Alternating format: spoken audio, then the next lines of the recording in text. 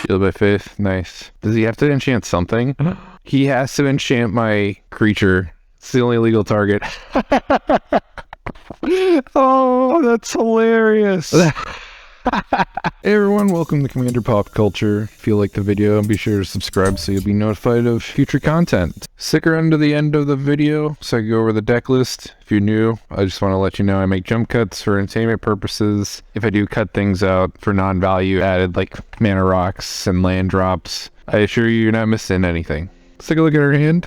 3 lands, a Soul Ring, and some card advantage. That is a sweet keep. I built this deck for a viewer. They were looking for some help with a Raiyuu Storm deck. I hope they enjoy and they get to see what they were looking for, and deck list is in the description below as well. This deck is an extra combat step deck, and we're playing against Zura the Enchanter, Ixhel, and Liesa. Liesa is one of my favorites. I have 2 card advantage fills, so Tempered and Solitude's really good in this deck because my commander attacks alone all the time, so I get triggers from this, and I trigger it twice a turn. Showdown of Scald's a pet card of mine. I think it's one of the best Boros card advantage spells in the game. If you've never tried it before, I highly recommend it. What it does is it lets you exile the top 4 cards, and you have until your following turn to play them. It's really nice. Oh man, I drew another rock. Get to have a really strong start. Get to have a turn 2 commander. Zura the Enchanter, it's a boogeyman. It's like a 0.5 or tier 1 commander. You can play stacks, you can play Voltron. Most people play both. They do stacks pieces to stall out the game long enough so you could finish everyone off with combat damage. Ixhel is a poison deck, and Liesa is a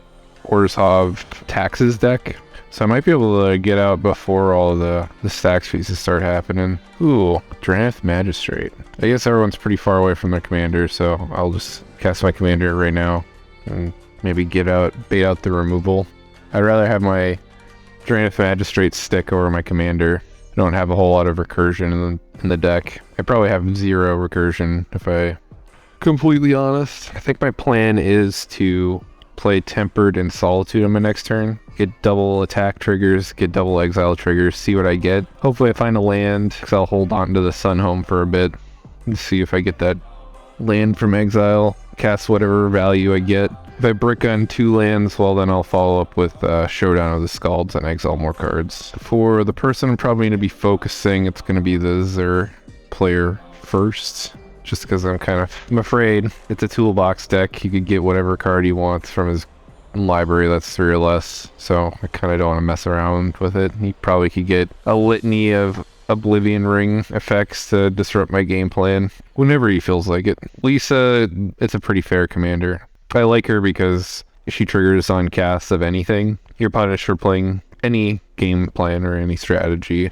I'm not the biggest fan of Mox Amber. It's only useful until you have a legendary creature or planeswalker in play. We're going to first do Tempered, see if we hit a land off the top of our library. These extra combat step decks, you have to be really careful about how you build them and how you play them. I'm no stranger to playing extra combat decks. You have to really read the keywords of the cards. Raiyuu has a limitation. I can only trigger him once per turn based on the wording of the card. When we go into the deck building process, I'll go into more detail. I'm also clicking very carefully, so that's the other annoying part about playing these kinds of decks online is there are no takebacks. So if you screw up, that's the end of the story. The best way to play this deck is actually with swords. You get protection, damage triggers, and then you get evasion. The damage triggers are sweet because you should get 2 of them per turn. I don't run all of the swords because I think they're not all the best. I think I run 4 or 5 of them. Smothering Tithe, heck yes. That's pretty awesome. We like mana here. I could play the Drannith and let the Smothering go. If they blow my Raiyuu now, I have mana to cover now. And it forces people to tap down to prevent me from getting treasures. So maybe I might delay them from casting their commanders anyways. Wonder what he's gonna get. Oh, we lost the player.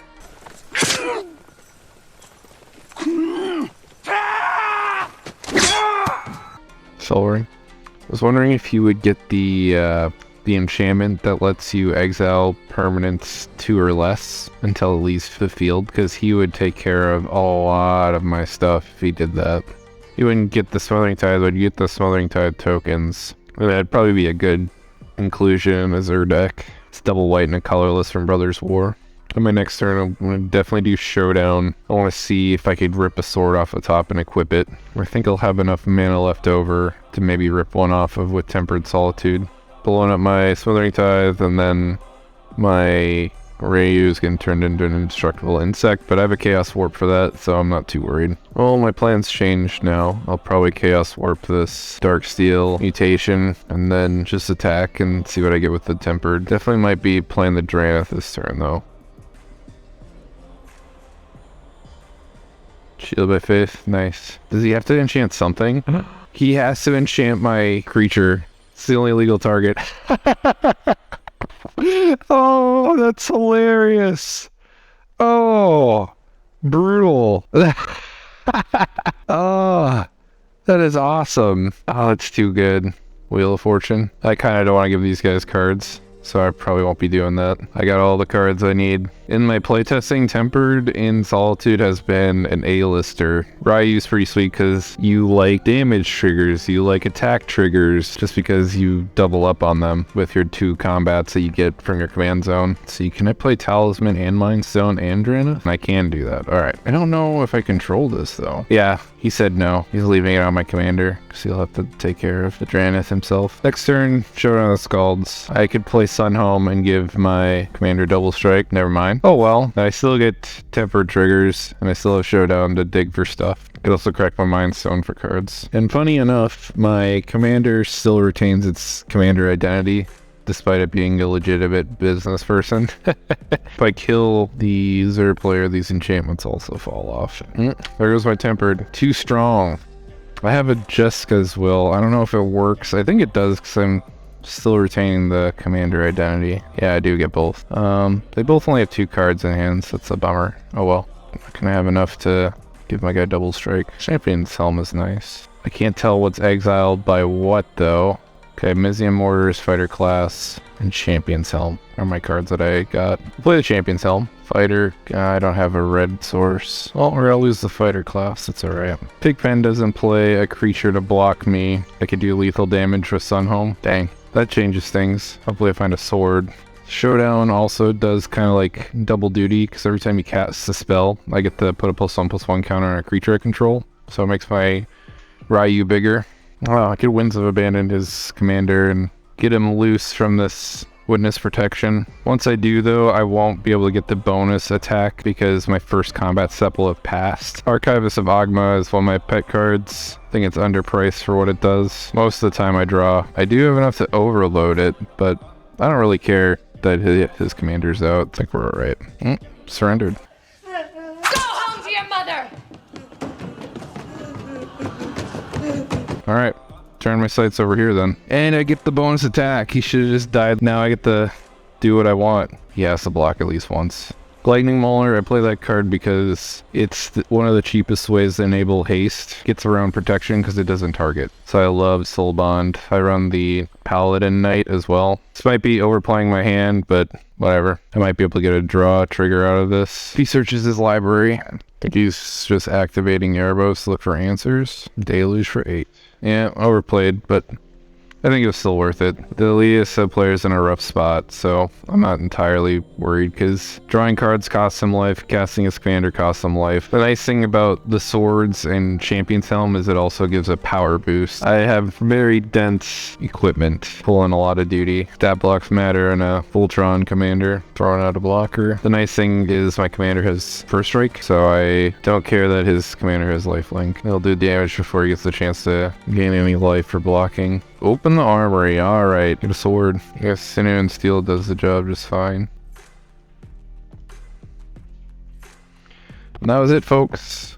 I was gonna do 7, putting him 19, untap him for another combat, and finish him off for 26 damage. And because the sword was gonna hit him, I would have technically got to blow up 2 artifacts, or up to 2 artifacts and up to 2 planeswalkers. If it wasn't lethal, I was gonna take away his Mana Crypt and his Mox Amber. But that's the deck. Was able to fight through a lot of control pieces. The Enchanter player was changing my commander into all sorts of little critters. Didn't matter because of the card advantage and the mana. We are the samurai. Let's talk about the extra combat steps and layering those and why they're really tricky, because my favorite swords just happen to also give pro red seize the day. It doesn't work typically because of it targets a creature. It rarely works out, so I took it out. I also took out some sweet red equipment, like I don't play Reaver Cleaver. It gives +1/+1 and trample, and when it hits someone,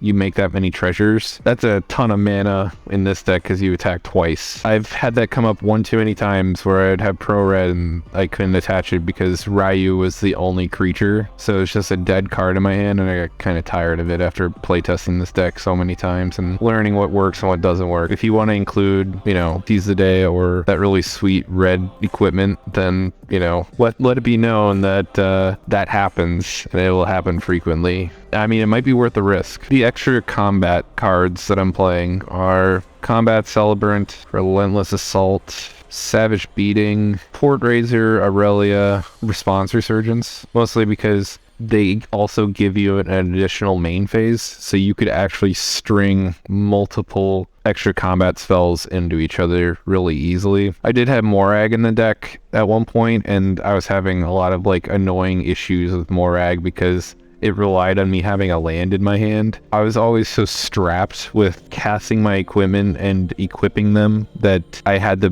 play a land drop every single turn to make the deck function. As someone that plays Morag, and you know you have a Morag in your deck, you should just hold on to a land in your hand at any given point in time, and I just couldn't afford to do it. So Morag came out due to inconsistency stuff. I love Soulbond and Silverblade Paladin. It's really sweet because essentially you're hitting someone 4 times. My other double striking thing is Savage Beating. Pretty nice. Why I like Savage Beating is because it doesn't target. Because equipping equipment could be a little taxing, especially if your commander dies. I have a package for fixing that. I have Fighter Class, level 2 lets you equip stuff for 2 or less. And then I have Ardennes, which just throws everything on to a single creature at your combat step, and then Pure Steel Paladin. All these make it so all your equipment will attach for free. Having all these swords in this deck is not just a meme, it's extremely effective, mostly because these are the best ones. I think all the other ones are they're just bad. I hate them. Speaking of the swords, I run Sin Seal, Hearth and Home, Forge and Frontier, Fire and Ice, and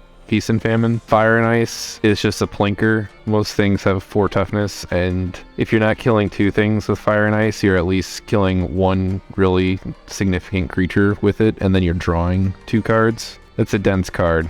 Removal, protection, evasion, card advantage, and a stat boost. The swords do a lot of heavy lifting in this deck. Kind of going back to the combat steps is, say we're on main phase 1 and I play Waves of Aggression and I go to attack my first combat step, you really mess yourself up because you meet the requirement for both the trigger and the spell, so they fall off the stack and that's that, and then you just get the Raiyuu trigger to attack again. But if you go Raiyuu attack first, untap him, you meet his requirement of attacking for the first time, you attack him for the second time, go to main phase 2, then you cast your Waves of Aggression, and you get a 3rd combat step. And you kind of repeat that same rules of casting your extra combat spells or attacking with Combat Celebrant. You save it for after you attack the second time with Raiyuu. If you screw up and cast it on main phase 1, it's potentially a game-winning action or a player loss action, and people are probably not going to be cool with you taking it back. So highly recommend you don't blow it. And those rules, that's pretty easy. Let Raiyuu hit twice, then cast the spell. Just do that every time. You won't mess it up. Hope you guys enjoy the deck. Have a great night. Bye.